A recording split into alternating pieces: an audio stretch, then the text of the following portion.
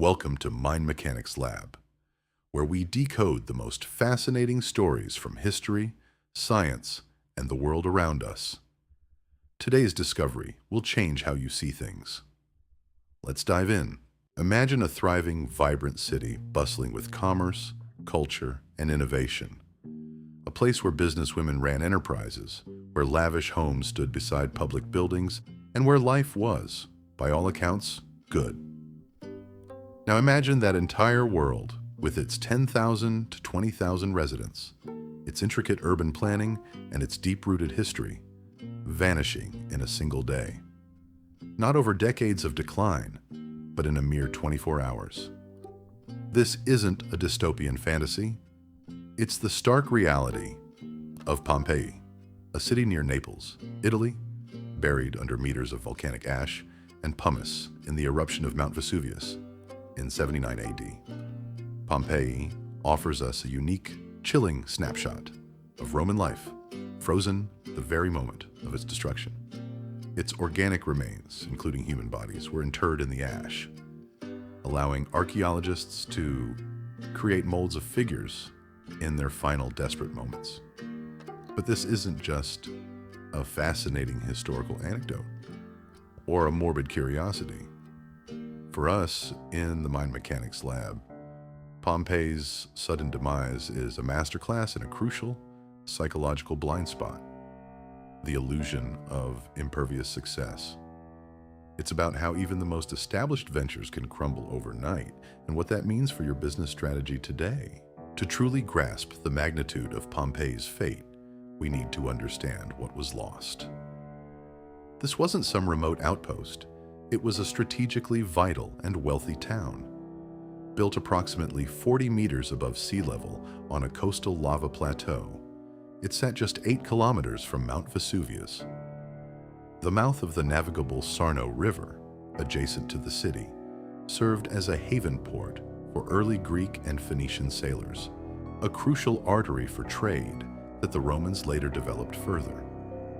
Pompeii covered a total of 66 hectares and was home to between 11,000 and 11,500 people, a significant population for its time. Its history was a tapestry of different cultures, first settled by the Oscans in the 8th century BC, then influenced by the Greeks who introduced the cult of Apollo and built the Doric temple. By the early 6th century BC, it was surrounded by impressive Tufa city walls, indicating its importance and wealth. Etruscans controlled it, then Samnites, before it eventually entered the Roman orbit. This was a city that had adapted, grown, and thrived for centuries, a testament to its resilience and strategic value. But its very foundation, that coastal lava plateau, was a ticking time bomb, a risk that was normalized, perhaps even forgotten until it was too late. The core idea here is what we call catastrophic complacency. Pompeii's residents weren't ignorant of Vesuvius. The city itself was built on lava from earlier eruptions. Yet, for centuries, the mountain had been dormant.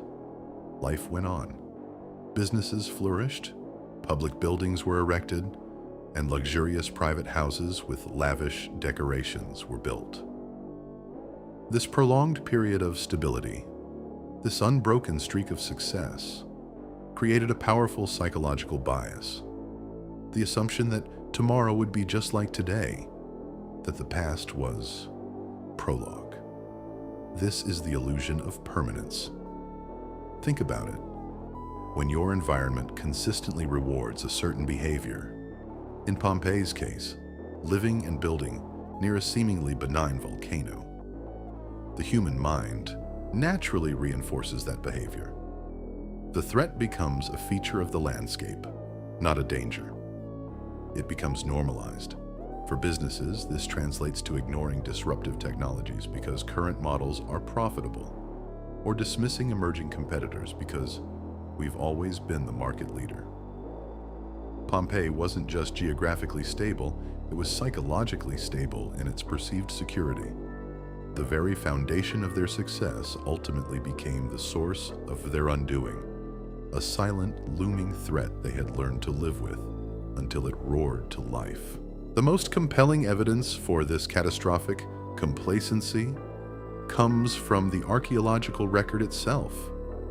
Pompeii wasn't a city evacuated in panic days before the eruption.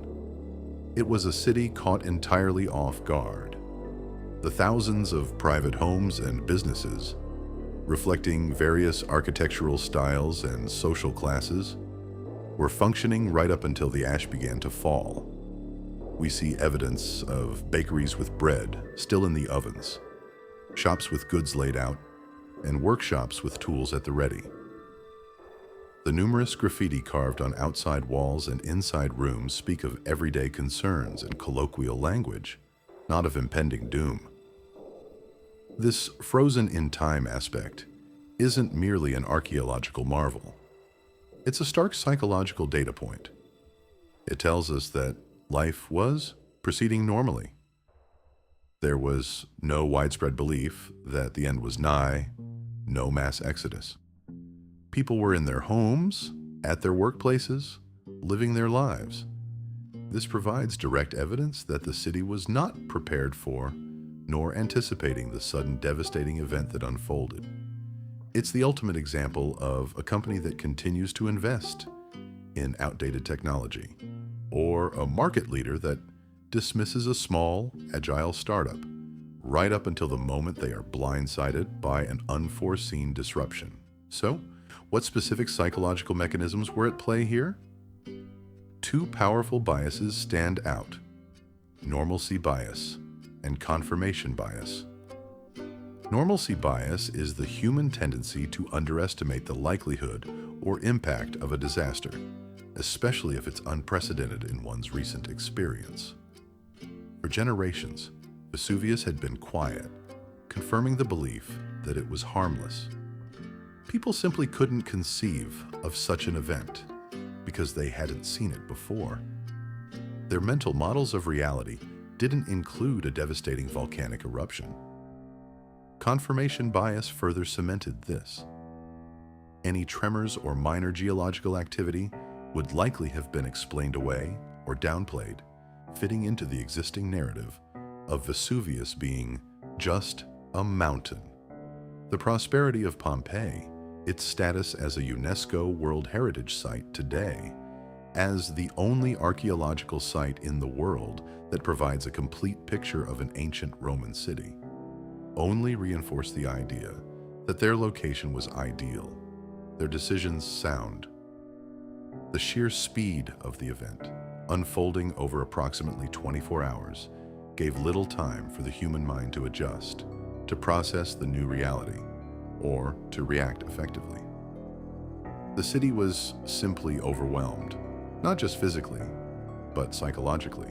The lesson of Pompeii isn't confined to ancient history. It resonates powerfully in the modern business landscape. Think about companies that once dominated their industries, only to vanish or be severely diminished. Blockbuster, Kodak, Borders. These were Pompeii-like entities, successful and seemingly robust until their Vesuvius erupted in the form of Netflix, digital photography, or Amazon. Their failure wasn't due to a lack of resources or intelligence, but often a psychological inability to fully grasp and adapt to an existential threat. They were comfortable in their coastal lava plateau, enjoying the spoils of past eruptions, market dominance, and assuming the future would mirror the past. This phenomenon shows up in market disruption when established players underestimate startups, in technological shifts when legacy systems are prioritized over innovation, and in internal blind spots where toxic cultures or inefficient processes are ignored until they become critical. Pompeii serves as a chilling metaphor for any business that believes its current success guarantees future survival, failing to scan the horizon for its own lurking volcano. Of course, it's too simplistic to label the people of Pompeii as merely complacent. We must acknowledge the nuances. They lacked modern geological science and predictive capabilities. What we see as obvious hindsight was an unknown future for them. Perhaps there were indeed warnings, small tremors, changes in water sources, but without a scientific framework, these might have been interpreted as acts of gods or natural phenomena, not harbingers of imminent destruction. The event itself was catastrophic and rapid, leaving little room for a coordinated response, even if a warning system had been in place. Moreover, Pompeii is not the only lost city in history. As Robert Silverberg's 1962 book, Lost Cities and Vanished Civilizations, explores, mentioning places like Troy, Babylon, Chichen Itza, and Angkor Wat. But Pompeii stands out due to the sheer speed of its destruction and its remarkable preservation, offering that complete picture of a city frozen in time. Its rediscovery centuries later, largely undisturbed until the late 16th century and major excavations in the mid-18th century, adds another layer. Even after disaster, memory fades, and the past remains buried until actively sought out. The complexity lies in recognizing both the human psychological biases and the unprecedented nature of the threat. So what's the actionable lesson from Pompeii for your business, your career, or even your personal life? It's about cultivating a pre-mortem mindset. Don't wait for disaster to strike. Regularly ask, if my business failed tomorrow, what would be the cause? Actively challenge your assumptions about stability, market position, and competitive advantages. Seek out the Vesuvius in your own landscape, the disruptive technology, the changing consumer behavior, the overlooked competitor, the internal weakness, even if it seems dormant now.